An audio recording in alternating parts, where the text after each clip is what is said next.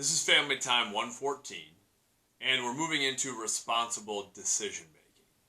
Specifically, we're focusing on how we get to the root of a problem. This is a very difficult thing. We all have problems in our lives. We all have stressors. We all have different obligations. That's what I want each of you to identify first. Identify an actual problem in your life. It could be something that seems pretty small to you, but it's an issue, it's an annoyance, or it can be something really big. But I want you to pick some actual problem in your life so we can spend some time thinking about something that applies to you practically.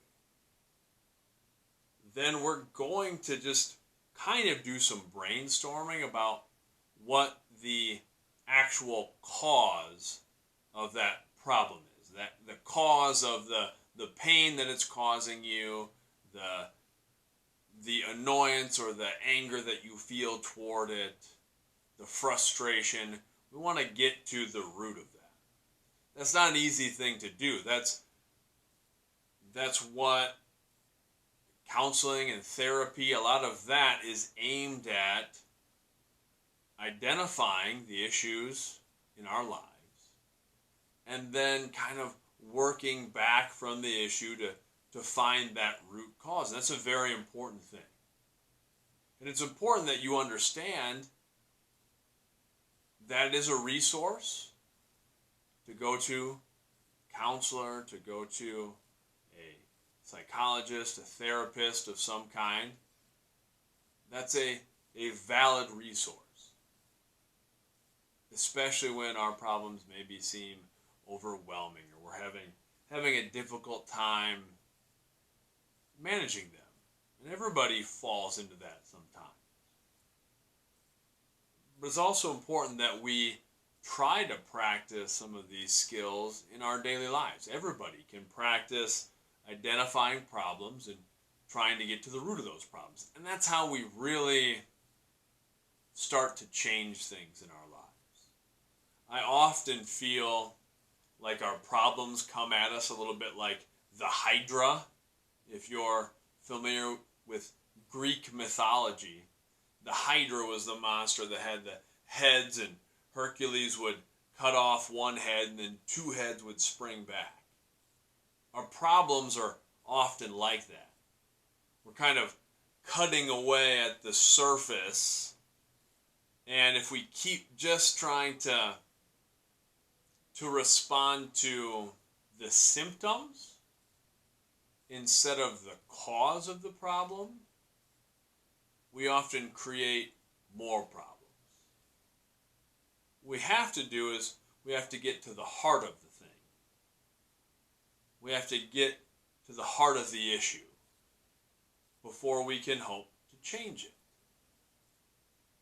And we see often in our lives, we often see that response to the symptoms instead of to the cause. It's because we can only see the symptoms. Those are the things that are tangible. It's a lot harder to see why that's happening. But why is always the essential question. That's what we should be aiming for. And I think when we're looking at issues, we're looking at our own challenges, it's good to think about our needs. What needs we're trying to meet or what needs other people are trying to meet. We'll talk more in class, but I like to use two different schools of thought on human needs. One is Maslow's Hierarchy of Human Needs. For all the teachers watching this, we're all familiar. We learned about Maslow's Hierarchy of Human Needs when we were in our education classes. And I think that's an important thing to consider for all of us when we're in class, when we're just interacting with people in general. Maslow postulates that all humans have a certain set of needs that exist on a scale. It sort of builds this pyramid, this triangle that goes up. And at the base is physiological needs. We have to meet our physiological needs first. Those are the things that keep us alive.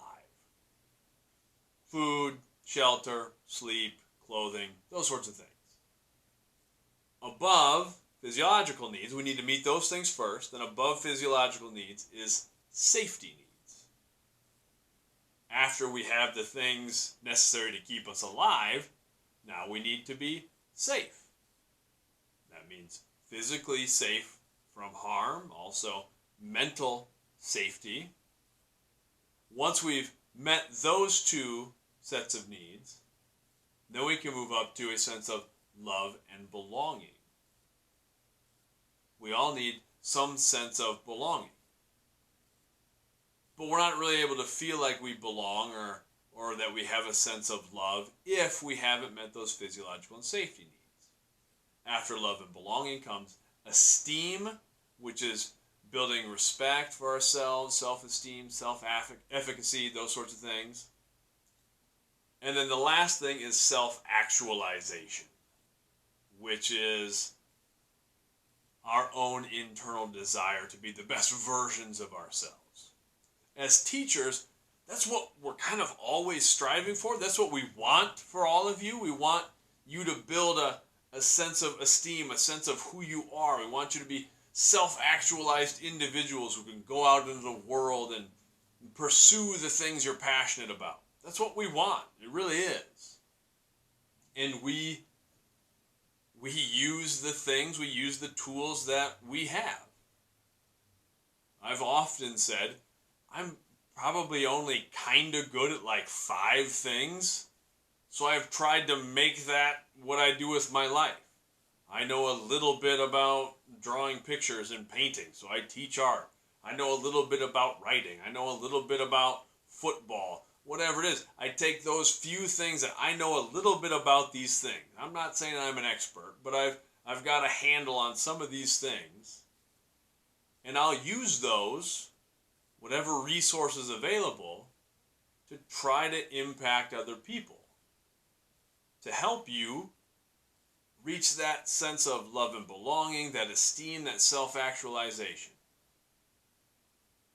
But I also have to understand that if those base needs aren't being met, we're never going to get to the top of the mountain. We're just not.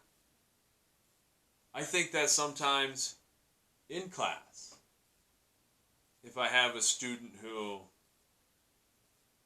maybe isn't responding to some of the things we're covering in class the way that I would hope, or seems to be just struggling in general, and I have to ask myself, what need is not being met there?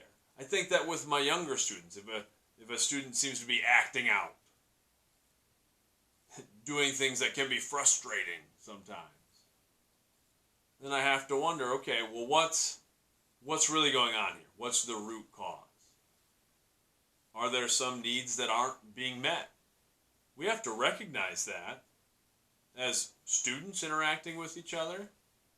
There are individuals in your class right now who maybe don't have some of those base needs being met, who maybe don't feel safe, either when they're at school, when they're at home. But if you don't feel safe, then you're not going to feel like you belong. If you don't feel like you belong, then we can't develop that self-esteem, that self-actualization. We have to understand that. We have to recognize that with other people too. And recognize that maybe we can impact other people. If somebody doesn't have a sense of belonging, we can extend a hand and help someone else feel a little more welcome, feel like they belong, because everyone has that need. And back to our idea of identifying the root of the problem, that's something we can do for ourselves as well.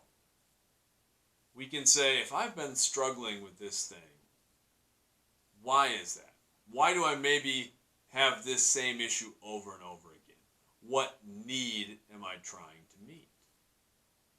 The other school of thought on human needs that I like to use is from the motivational speaker Tony Robbins. He identifies 6 human needs: certainty, uncertainty, significance, connection and love, growth, and contribution. I think that's another good list to look at. And if we do a little self-assessment, we can maybe pick out, oh, these areas, even though we all have those needs to some degree, maybe we have a strong draw toward a specific need. I know for me, I think, just assessing myself, I tend to be very growth-oriented. Growth is very important to me. I know I am unhappy when I feel like I've stagnated.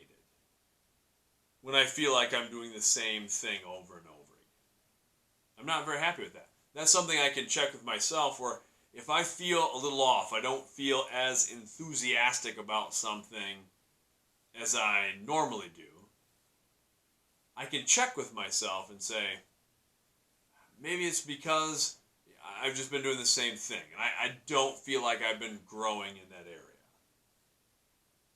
That's a big thing I identify when I'm feeling a little off. So that's just an example. We're going to talk about how we can maybe pick out issues we're having or issues we're having with other people. Last week we talked about relationships. This is a great way to look at some of our relationships and say, okay, if I'm having an issue with this relationship, what needs am I trying to meet? What needs are the other person trying to meet? And is that causing the conflict? That then is the root of the problem. That's the real issue. It's not the surface level stuff. It's maybe not the things we've been arguing about. And if you've, in any relationship, friendship, romantic relationship, we often find ourselves in those situations where we're arguing about something, we're getting upset about something, but that's not really what we're mad about. That's not the real issue. We're just attacking that head of the Hydra, that surface level thing. If we step back and take a look, an honest evaluation, then we can decide, okay, here's the real issue here, I think. And then we can hopefully work together to fix the problem. Because we're at the heart of it now. Let's spend some time this week thinking about our issues a little bit and from where those issues stem. Until next time, much love.